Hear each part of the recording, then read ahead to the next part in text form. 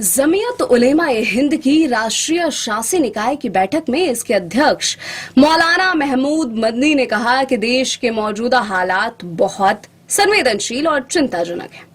मुसलमान सड़कों पर चलते हुए भी असुरक्षित महसूस कर रहे हैं। उन्होंने सुप्रीम कोर्ट पर भी सवाल उठाए।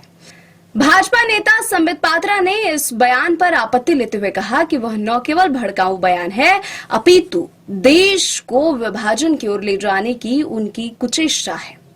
भाजपा सांसद संबित पात्रा ने कहा कि जमीयत उलेमा हिंद के प्रमुख मौलाना महमूद मदनी ने आज भोपाल में एक बड़ी बैठक में जिस प्रकार का बयान दिया है, उनका कहना कि जिहाद होना चाहिए, जब जब जुल्म होगा जिहाद होगा, मुझे लगता है कि ये काफी अनुचित वाक्य है।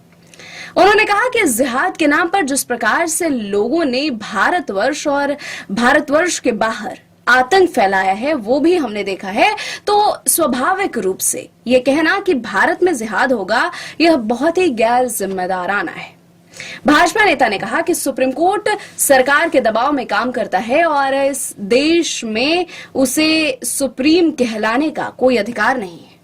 मेरा मानना है कि सुप्रीम कोर्ट को खुद से संज्ञान लेना चाहिए, क्योंकि इससे कोर्ट की हैसियत कम होती है।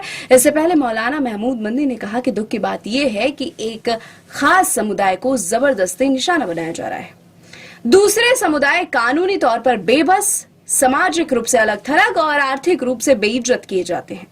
बुलडोजर एक्शन, मॉब लिंचिंग, वक्फ संपत्ति पर कब्जा और धार्मिक मदरसों और सुधारों के खिलाफ नेगेटिव कैंपेन चलाए जा रहे हैं ताकि उनके धर्म पहचान और वजूद को कमजोर किया जा सके।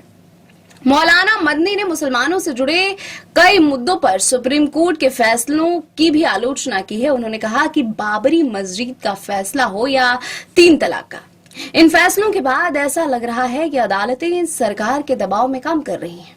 उन्होंने कहा कि अल्पसंख्यकों के संवैधानिक अधिकारों के हनन की ऐसी मिसालें सामने आई हैं जिन्होंने अदालतों के किरदार पर ही सवालिया निशान लगा दिया है। जमीयत उलेमा-ए-हिंद की राष्ट्रीय शासी निकाय की बैठक में इसके अध्यक्ष मौलाना महमूद मदनी ने कहा कि देश के मौजूदा हालात बहुत संवेदनशील और चिंताजनक हैं। मुसलमान सड़कों पर चलते हुए भी असुरक्षित महसूस कर रहे हैं। उन्होंने सुप्रीम कोर्ट पर भी सवाल उठाए।